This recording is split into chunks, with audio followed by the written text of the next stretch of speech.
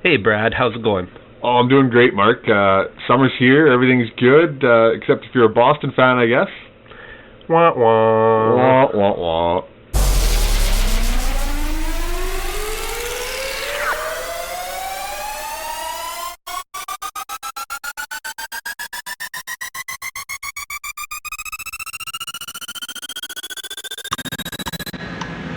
He shoots. He scores.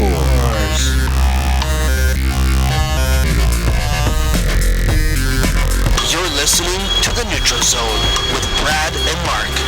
Coming at you from the land of the free. Welcome everybody to the Neutral Zone with Mark and Brad here, that's right. June the 13th.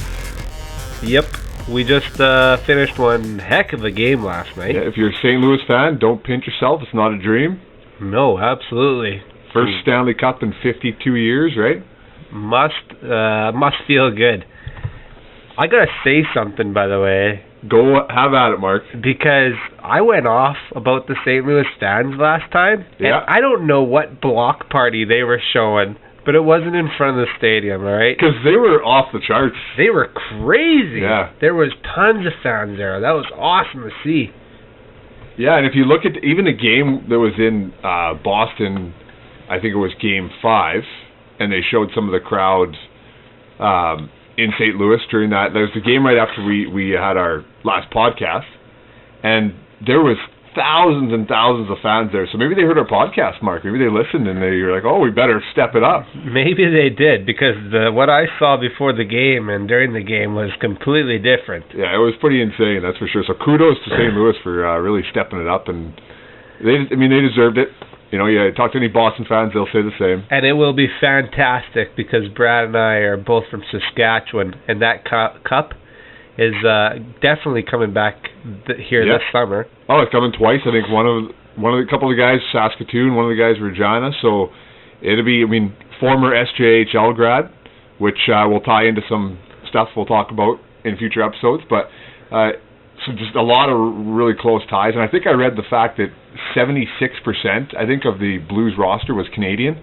Yeah, which is amazing. Impressive, right? You know? And kudos to those guys for coming from dead last in January the 2nd all the way to Stanley Cup winners. Unreal. That's right. They at one point had a 400-1 odd that they would not win the Stanley Cup. And some lucky Joe Schmo down the States happened to buy that ticket. Yeah, $100,000. I did hear about that. $10 and he won $100,000 or something like that. Yeah, that's pretty sweet, right? Yeah, good for him. So winners all around in St. Louis. And then unfortunately on the flip side, Boston is so close, right? And so close, no cigar. Yeah, could this be the end for Chara and maybe Bergeron? I guess we'll see. You think so? I think Chara, possibly, for sure. More so than Bergeron. Well, you were pretty confident there last time, Brad. The Chara was going? No. The Bergeron. Bergeron. Yeah, but they didn't win, though. I was confident that if they won, he would go, maybe. Okay. Mark's rolling his eyes out here now. Chara seemed pretty game there, you know. He was so focused before that game, even with a broken jaw, like just a big grizzly man ready to do battle. You can't fault Chara, that's for sure. I think he comes back again next year. He could. The odds are in their favor. They're still a highly favored team to win next year. And I've been wrong about most everything in these playoffs, so I'm probably wrong about this one too. So you know, possibly Chara comes back because he still thinks he's got a chance to win it again next year. Yeah, they got a good young team mixed in with their veteran core, like their core of Marchand, who's a veteran now, obviously, Bergeron and Chara, and Raskin. They still have a good core of guys. Yeah. Chara can still do it.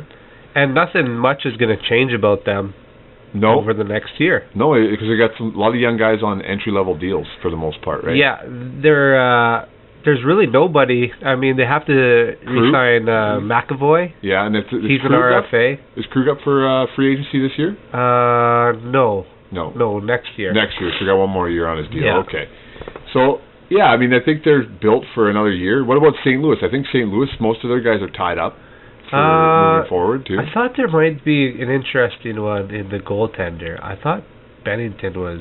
is he an RFA? He is an RFA. Well, a good time for a guy to have a breakout campaign is when you... So what do you think he gets? I think you got to give him $3.5-4 million for a couple Whoa, of years. I don't know. I mean, The guy was just almost Conn Smythe Trophy winner for with the Stanley Cup.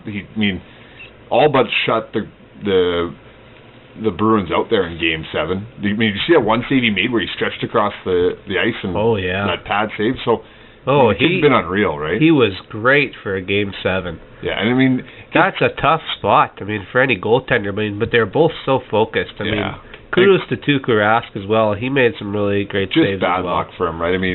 4 shots in the first period, he lets in 2, and it's just on it's not fluky goals, but just goals that were hard to stop. So you can't fault him for the job he did either. Yeah. Well, and St. Louis is kind of the more interesting team to look at, because I'm just kind of looking at who their UFAs are.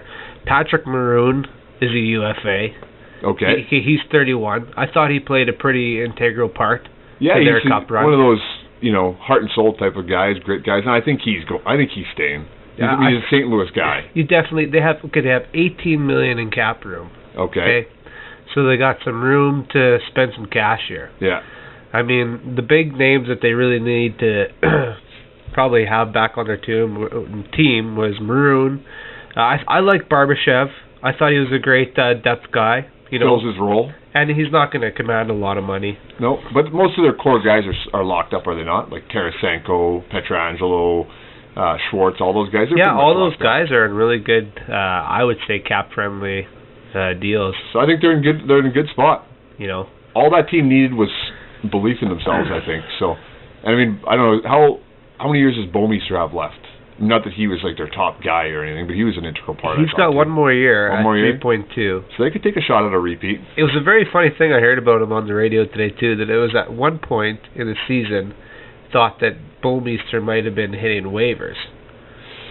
He very well could have been. He's always been one of those guys who's you either love him or you hate him. He doesn't. He's a big guy with a long reach, but he doesn't play that physical game that he could. He never has, never did in Calgary, never did in Florida, and there was a knock against him, right? He's so unheard of, honestly. Yeah, very, very good point. If anybody would say the top 20, defensemen in the league, he's not in there. No, but I don't think anybody would think of him, right? No, I don't think so. No, I'm not saying he's not that good. I'm saying exactly what you said. Nobody's really going to say Jay Bouwmeester is a top 20 defenseman. But he's a good number 3, number 4 guy for sure. Absolutely. And he's played at a high level for a long time. When you don't hear his name on the radio or the TV or whatever, when you don't hear his name, that's a good thing. I agree. Because he's doing his job. Yeah. He used to be a high offensive guy, but I think he's settled back more into that steady, stay-at-home guy. Which I think is where he was always born for that anyway, it seems. I'd never seen him as much of an offensive defenseman. In Florida and Calgary, he kind of was thrust into that role a little bit. Yeah. Whether that was the right fit for him or not, maybe that's why he never stuck in either of those locations. That's true. So, but in terms of the whole roster, I think both teams are set up to return next year and have a good shot to go back, respectively. So I don't know. I know you were looking at the odds today for Stanley Cup already next year, one day after the Cup was awarded. Well, Las Vegas wastes no time, my friend. No rest for the weary. It is not a city that sleeps, obviously. They've already got Tampa Bay as the favorites at 8-1. Who's next up then? Boston Bruins. Top 5. Who's top 5?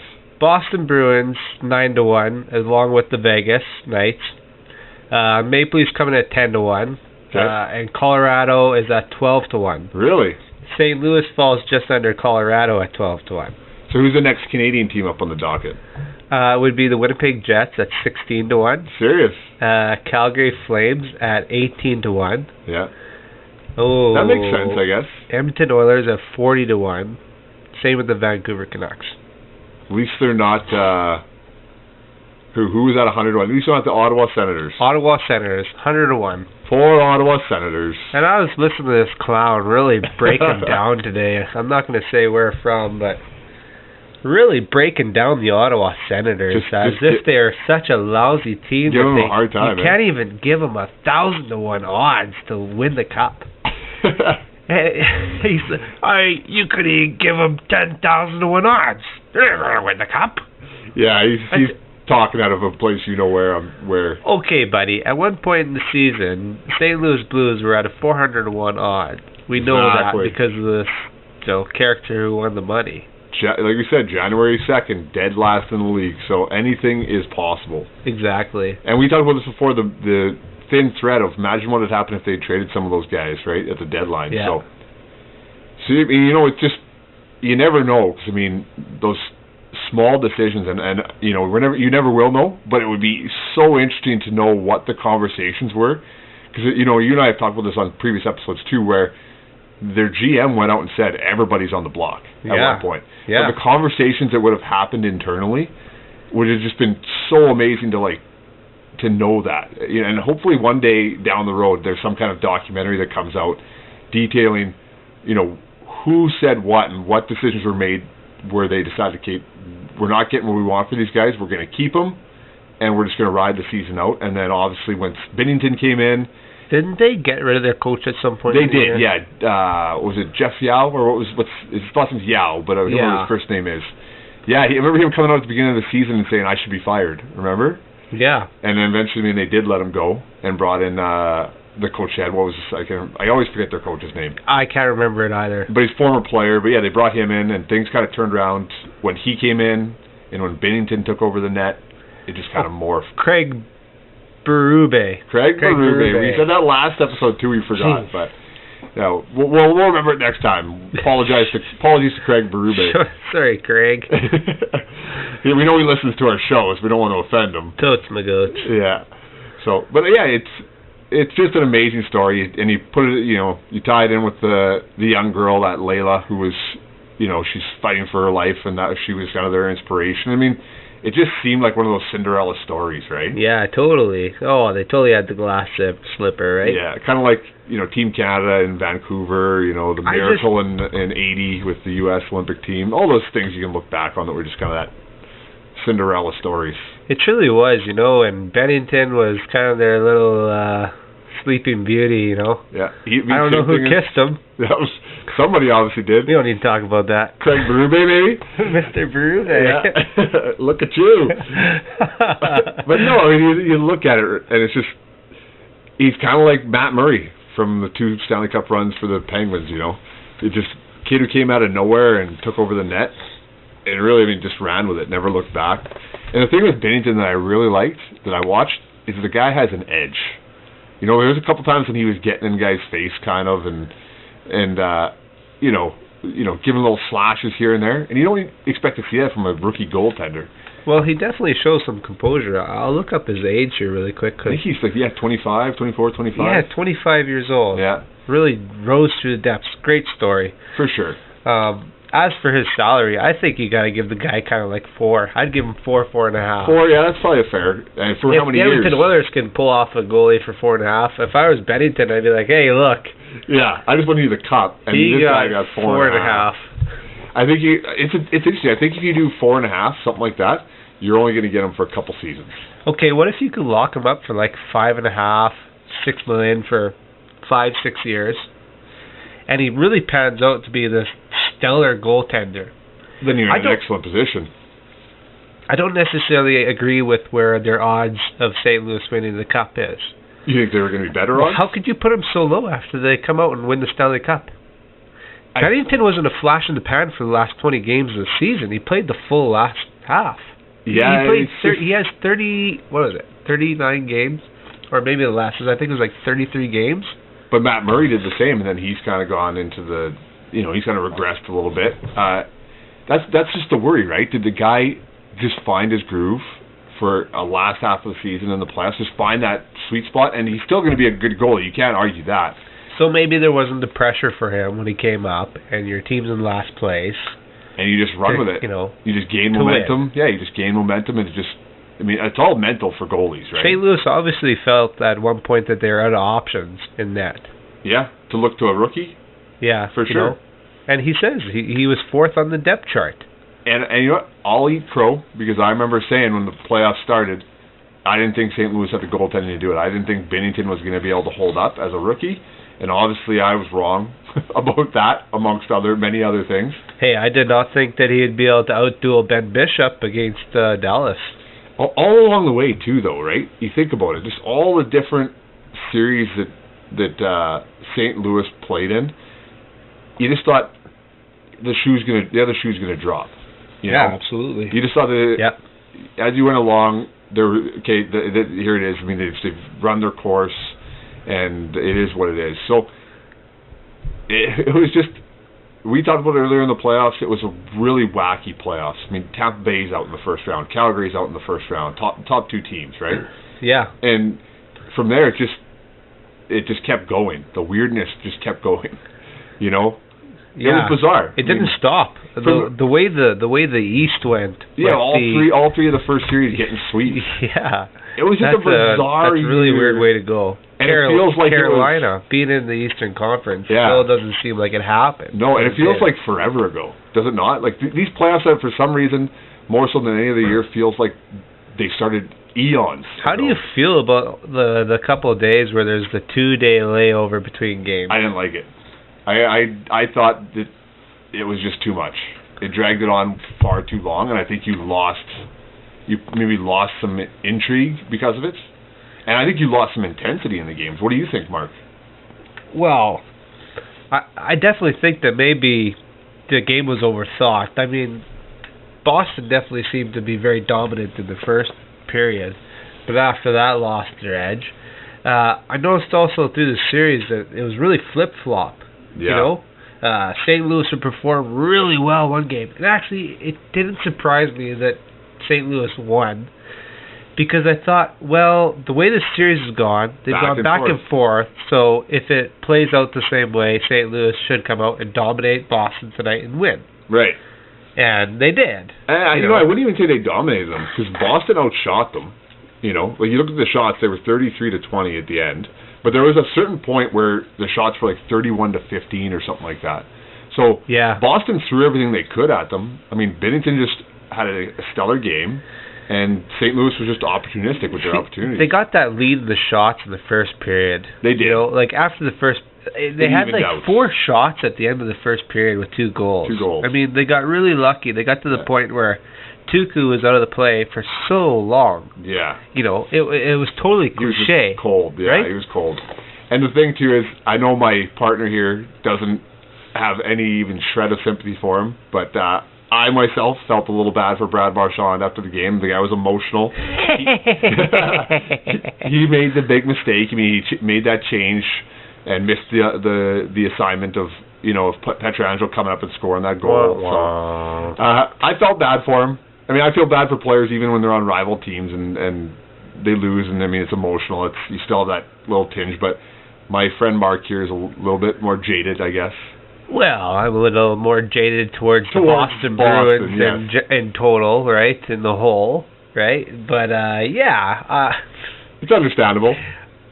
I'm a sinner by nature, and I think it's a little funny. Oh, well, what can you do? But move on, right? You got to move on. So we're done with the series. We're done with the season's over. That's it. Draft's coming up in under a whole next Friday. Week and a half. Everything seems to be so close together. Like I thought that there was more time till the draft, but apparently not. Well, before you know it, we're in July. Yeah. Then August. Agency, yeah. And camp's starting up again. Oh, and when did I don't remember the Stanley Cup Final ending this late in the year, until now. But it really took a long time. It did, and it's the first time that they'd spread that out 2 days in between every game. Yeah, and which is a bad idea. And a friend made a comment because, he doesn't care about hockey in June, Only because the team's out. Playoffs. But does raise a good point as to why does it take so long? And then hockey's going to start up so soon. Yeah, it gives us such short window, right? I think the teachers get a longer break. Pretty close, yeah. Well, you think about it. It feels like they get the same time off as the teacher. You think about it, I mean, June 12th, they're done. And then they're going to be back in training probably August. Players are going to start back in training. So they really only get a month and a half. Yeah. Yeah, it's a short window for these players to turn around. Especially with how much they're training nowadays, right, to keep themselves in shape. More so than 20 years ago when those guys rolled into the dressing room smoking cigarettes and drinking beer. and headed out on the ice. Like right. Fitness wasn't a thing back then. I mean, it was for lots of players, but maybe more so 30 years ago, it wasn't a thing. It wasn't as well recognized that, you needed, if you were in tip-top notch shape, you had a better chance of winning. Surprise, surprise. Well, they kind of stumbled upon it the hard way, but who cares? At first, it was just meant to be fun, and it still is, but, Yeah, because you take it a little more serious, It only takes half the league to be in shape and the other half to not be, and then the other half realizes, oh, crap, we better get ourselves into shape. Yeah, so congratulations to St. Louis Blues and all their fans and the players, of course. I mean, that's huge for them. Everybody wants their name on that cup. First time in 52 years, so good for them. That's right. So now we all get excited for next year because a lot of us who have been out of the playoffs for a while now, we're already looking towards the draft coming up next week. And we're already listening to the rumblings of the UFA action and the RFAs who need to get signed. Yeah, and big RFA pool this year. And there's been some big signings already. Jeff Skinner coming in. Let's talk about Jeff Skinner coming in. Jeff Skinner. $9 million. Average for 8 years. AAV, yeah. $72 million total. Unreal. What did you think of that, Mark? That blows me away. When did 63 points in a season? I get that the guy scored 40 goals, but when did 63 points get you $9 million? That's unreal. He played at full 82 games this year and got 40 goals and 63 points. So what does that do for a guy like Matthew Tkachuk, who I think scored 78 points in 82 games or 80 games this year, and a guy even further, a guy like Mitch Marner, who scored how many points did Mitch Marner get? Was he 80s, 90s? He was high up there. He had more than Tkachuk. Yeah, I want to say he was closer to the 100 points myself, but I think maybe he came up a bit shy too. What does it do for this crop of RFAs? I mean, 94 points. 94 points. There you go. And I understand that Jeff Skinner was UFA, and these guys are RFAs, and it's a little different. But if you're sitting there as an agent for one of these RFAs who scored more points than Skinner as a younger guy, and if you have a GM who wants to lock one of these guys up longer term, what does that do? And here's the other thing: if you're Austin Matthews, or even let's say you're John Tavares, who just signed an $11 million deal last year, and you look and say, I scored 90 points, and Jeff Skinner scored 63, and he gets $9 million. I only got $11 million. I think I got shafted in my deal. What do you think? Well, let's just, take a look at what Marner woke up, heard this news, and the eyebrow raised right up. Because he knows he's headed for a payday now. I'm going for the throat if I'm Mitch Marner. He could. And forget what Mitch Marner wants. His agent is going to be talking to him. His agent sees this happening. If I'm sorry, but if I'm Mitch Marner's agent, absolutely, I'm trying to get you as much money as possible. If you're Mitch Marner's agent, $11 million. That's the mark to me, personally. That's like the low point, in my opinion. Because I get the RFA status counts towards it. If Mitch Marner was a UFA right now, what is this guy making? Okay, $13 million. So Marner gets $11 million if he signs a deal for 8 years. Probably. Right? I would say so. No less. I would say $11 million is kind of what you're going to be looking at now. And it's too bad for Toronto because if they would have signed him before this year, they probably could have got him for $9.5. And not that I'm a non-believer in Marner, but I would still like to see him do it 1 or 2 more years before I commit to that kind of money, though, right? And that's the thing for all these RFAs, right? The landscape has completely changed. See, to me, watching Matthews, I can see it in him that, I think he's definitely a definite player for long term. But what happens if Marner goes down with a knee injury or something like that? An ankle injury? Is he ever the same player? Because he relies so heavily on his speed, his agility, right? Yeah. What happens if that in the next year or two? He's not the same player. What happens when he slows down? Yeah, but that's years away. Is he still going to have the agility? I know. Is he going to be able to adapt to that? You never know. It'd be tough for him. I think what you saw at the end of the year here is that he couldn't maintain that speed and lost a bit of the edge, and then it also took away from his mobility. Right.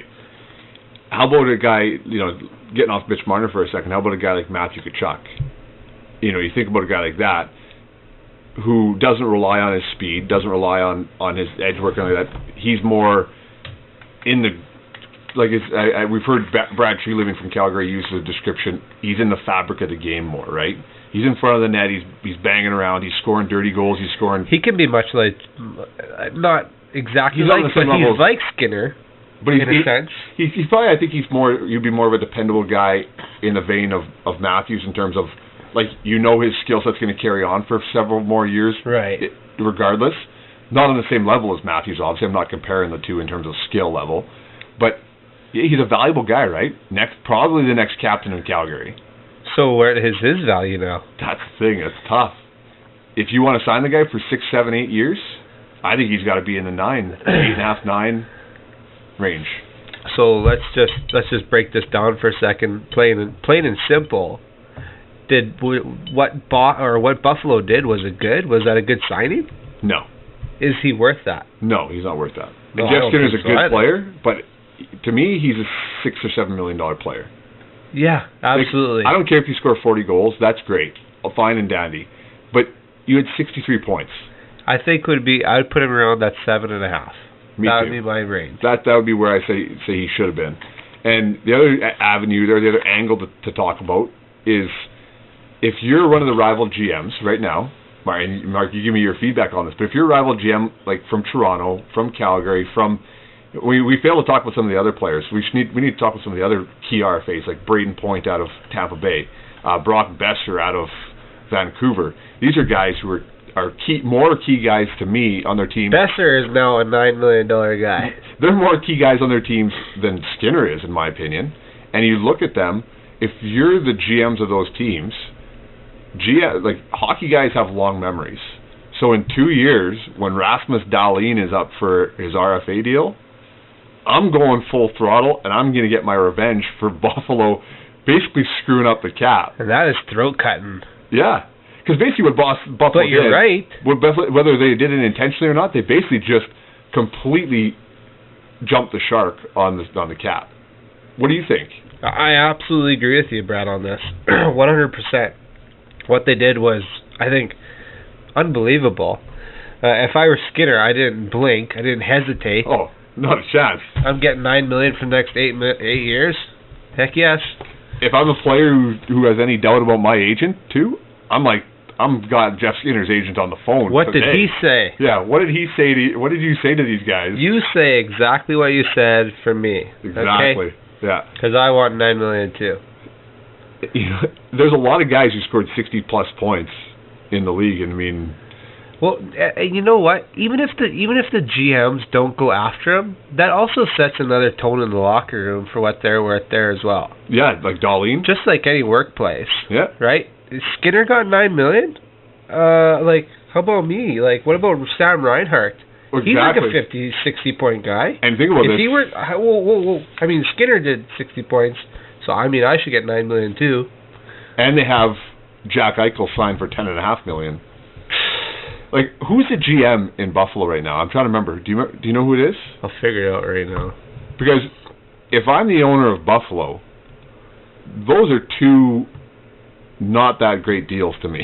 They're not terrible deals because they're both young guys and they're both good players. But he overshot their value by about at least $1.5 million on both of those players. Their GM is Jason Botterill. Jason Botterill, I would never be touching that guy with a 10-foot pole if I was another team if he ever gets fired. Well, I don't know if this is right or not, if it's been updated, but they still got $20 million in cap space. It was because they've been so terrible for so long. They don't have a lot of players that they've been able to get. Yeah, they got him there. So I'm just looking like Sam Reinhart gets 3.6 this year, and then he's an RFA. Cha-ching. Yeah. I ain't taking any less than 8.5. Not a chance. Worst case 7 for him. Honestly. Oh right? yeah. That's worst case scenario. So it definitely has altered the landscape even further, I think, and it'll be a very interesting summer. Yeah, we're in for a crazy ride this year. And I mean, not to always harp about what Toronto does, whatever, but looking at their point, they have only $8 million in cap. If it goes up maybe like $5 million, that gives them $13 million to play with. They're in some trouble. If you're saying Marner costs 11, that only gives them $2 million left. Now I know they're trying to shed a couple guys, Yeah. but they still got some bigger guys there to worry about, and they still have a hole in their defense that's leaving. And Kapanen needs a deal. Yeah, Johnson needs a deal, right? Yeah. I mean, two guys right there. I mean, they got to trade Marlowe, and that's going to cost them a little bit to get and rid that of that seems contract. like it's going to happen. It does. But, I mean, it's going to cost them a little bit, you know, in terms of maybe currency of a draft pick or something like That's that. right. Okay, so let's just keep talking about deals here. But what about the potential deal for Erik Karlsson? Yeah. Coming in for an 8-year deal at $11 million. Yeah, word just came out, right? Even that more. Apparently that's what San Jose offered him today. Do you think he's worth it? No. With the He injury is history? one injury away from being a horrible cap hit against your team for 7.5 years, my friends. That could seriously happen. And he's having surgery, I believe. Yeah. And maybe they've talked to the doctor, like, I'll slow down, I guess, take a breath. But maybe they've talked to the doctor and they've said that, you know, this surgery shows great success. You know, players rehab from this very well. Maybe. And seldom have reoccurring problems as long as they rehabilitate correctly. Does that sound like a line that a doctor could give? It sounds like a line that an agent would get a doctor to give. You know what I mean? That Karlsson's agent is in some doctor's ear. So he found a doctor in the back 40 somewhere. Yeah, exactly. Wrote Yeah. up the prescription. Guy's like 85 I can't years say no, old. so. Yeah, exactly.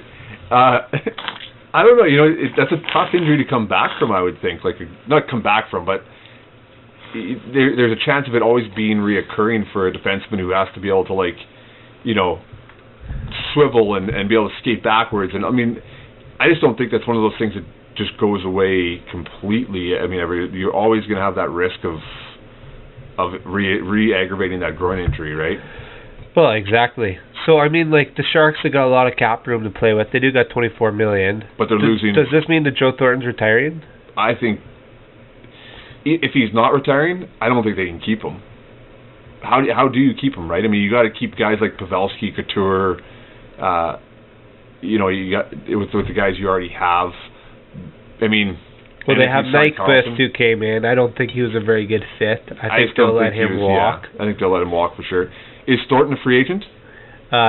Yes, he is. Yeah. I think they let him walk. And you know, I think that if he doesn't retire, I think you see him end up going wherever Marlowe is. Actually, wherever Marlowe gets traded to, I could see Thornton and him reuniting a little bit. You know. Yeah. Hey, that's a good call. You know, right? you make a little. You know, they reunite and because they were good friends. LA gets even older, apparently. Apparently. Because that's the potential landing spot I've heard for Marlowe. Yeah, there you go, LA. That's a good idea. Let's get older, guys. That's the direction you need to go in. Yeah, $11 million a year for the guy. I don't know. But you know, if for Karlsson, yeah, I don't know. He's going to get it somewhere. But that much, that term? Oh, I think so. I think you know, GMs get silly. And Karlsson's probably already said, "I'll sign this." If that's the deal, I don't want to go back to Ottawa. Screw Ottawa. Live the good life in the sun. And you know what? They're still a good team. They're the potential to make a good push next year again, right? Yeah, they're not going to be bad for sure. I mean, they'll be a playoff team. How old is he? Karlsson, is he 31 or 32? In that range, I think. Karlsson's 29. Is he 29? Oh, so you're going to give him $11 million until he's 36 years old. Or 37. It's not bad. You know, it's not a bad deal if he can stay healthy. That's the key. $11 million for a 36, 37-year-old defenseman is a lot of money. Here's the thing to consider. A year ago, we wouldn't even have blinked an eye at Karlsson getting $11 million. Sure. It's the injury that's really done it. It's an absolute terror of an injury. It's a hamstring. Was it a hamstring or groin? Or groin. Sorry. Yeah, but that could be still, bad, right? Pivoting on that groin like that can be groins bad. are serious. Right? It is. So I wouldn't give him anything more than 5 years. I'll give you $11 million for 5 years, but that would be it. The only problem is if you don't, someone else will. Like that whole thing, right? Some other GM's going to be silly. Don't, for Karlsson, if they don't win the cup in the next couple of years, the window will close. For sure. And then what? Right. And he's just another player who just didn't get it done, right? I mean, not a knock against him. It's just, I mean, there's been plenty of players like that. And how do you get traded to somewhere for a potential cup? with when you cost so much? with $11 million contract, you can't. You really screw yourself over. Unless San in the Jose, future. unless San Jose eats a lot of the contract, right? True. That's the only way it's going to happen. So, True. but I guess we'll see what happens. Yeah. Also, we've got to talk about Kessel just for a brief moment because it was so reported that he was definitely moving. And I think the whole deal was going to be Wild with the Wild. I heard Minnesota Wild, and then it got canceled, got kiboshed. Something happened Kessel there. didn't want to go. Yeah, Kessel didn't want to go. I mean, he didn't want to take his hot dog tour on the road, so Negative. No. keeping that hot dog tour in Pittsburgh. So it looks like he's staying. So does that open up the door for a bigger trade? Is this just like a weird thing? Like just a little cuckoo thing from Rutherford? As he holds it back like, oh, well, if you're not going to give me what I want, then I'll just pout like a little baby. But then somebody might match what he wants, right? Yeah, okay, Rutherford, we'll pay up. I don't think that there's ever any deal in the NHL that's like dead. Where you could say, Kessel's not going anywhere now for sure. Yeah, no, I think they've said like, that's just I think maybe they've been lowballed so bad on the whole thing that now they're just like, Yeah, I agree. Okay, this is getting a little ridiculous. I agree. You think, because I said it, if you know that they want to move them, why on earth is anybody going to be willing to shell up big points or big players or anything serious for a guy? Exactly. Yeah. Exactly. So I think that, we'll see. It'll be interesting. I don't think he goes anywhere after all. I don't think so either. If they're smart, I would move him. It's Pittsburgh's in that weird zone, right? I mean, I think you give him one more year, maybe at least, at the very, that would be at the most, I should say. Yeah. And then if they can't get another cup or get close, then you got to make the trades. But I would still do it now, but I'm just saying at the very most I'd give them another year with that core they have and see what they can do. But anyway, so we'll see. I guess we'll see what the off season holds. The other one I thought was kind of curious and interesting was Lucic to Vancouver. Vancouver has high interest in Lucic. They feel if he's playing his game more instead of being the presence in front of the net, that he could potentially return have to a bounce back. Oh, and he's a Vancouver kid. So and he's a Vancouver kid, so maybe that's kind of a little bonus in his stats. We're going to close the show off with a big bang here, talking about a Milan Lucic for Louis Eriksson deal. The blockbuster of the summer, apparently. Get the best for last. But that's right.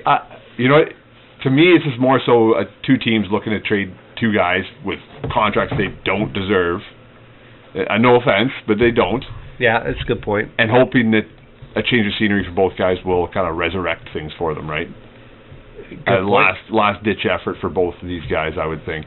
Because Eriksson has gone from Dallas to Boston to Vancouver and kind of petered out. Louis Eriksson is a $6 million guy. And Lucic, for the next 3 years. $6 million guy for 5, I think, right? Actually, his cap hit, I heard, is actually $5 million for the next couple of years, 4 years. All right. Well, there you go. But so it's a pretty even trade-off. And now, of course, Edmonton fans are like, whoa, this could work out. We're going to win the cup this year. Yeah. Woo-hoo! This is exactly what we needed. Everybody line up on White Avenue right now. But it's interesting because they both say, like, well, maybe if they played our style, they'd be better. And maybe that is what it is. I really hope it happens because that would be funny. It's like maybe if I get shot with a .22 bullet from long range, it won't be as bad. The pain it won't hurt quite as bad. It won't as fast. Yeah, I won't die as fast. Yeah. It won't be death by 1,000 cuts. It'll be death by 10,000 cuts. Yeah. I don't know. I just don't. And who knows? Maybe it works out. It could. And why not take the chance for both teams, right? What are you gaining by keeping either of those guys on their current squad? Yeah. Nothing really. Maybe both of them want to get a little farther away from the Western Hockey League like that, though. Cause maybe. It's not all that far apart, but really. nobody else is trading for those guys. You really think about it. No, if they can make it happen, make it happen. Except for the Arizona Jets, like we talked about in the last episode. Yeah, those Arizona Jets. Phoenix Jets. The Phoenix Jets. That's right. Yeah, they might add another guy onto their all-star no-playing team. Yeah. Yeah. They got the best IR possible. Exactly. Don't mess with Datsuk and Pronger and Lucic. Look out. Yeah. Anyways, we'll see. If that happens, I wouldn't be surprised. But it is what it is. Wow. It's nothing too exciting. Well, listen, folks, that's kind of what we got to talk to you guys about tonight. But next week there's a draft, so maybe we come up with a draft show or something. Yeah, we might take a little bit of a hiatus next week. We'll see, but we'll be talking about the draft at some point in the next couple of weeks. Hopefully. At some point in the next couple of weeks, we'll talk about what happened at the draft at least, right? We'll give you an idea. So there you go. So thanks for tuning in. You listen to the Neutral Zone. Give us a follow on Twitter at Neutral Zone CDN, or on Facebook, the Neutral Zone Canada. So give us a follow, give us a like. And make sure you give us some feedback if you want to. That's it, man. That's it. All said. Yeah, season's over. We'll see you at the draft. All right. Have a good one. Take it easy. Peace.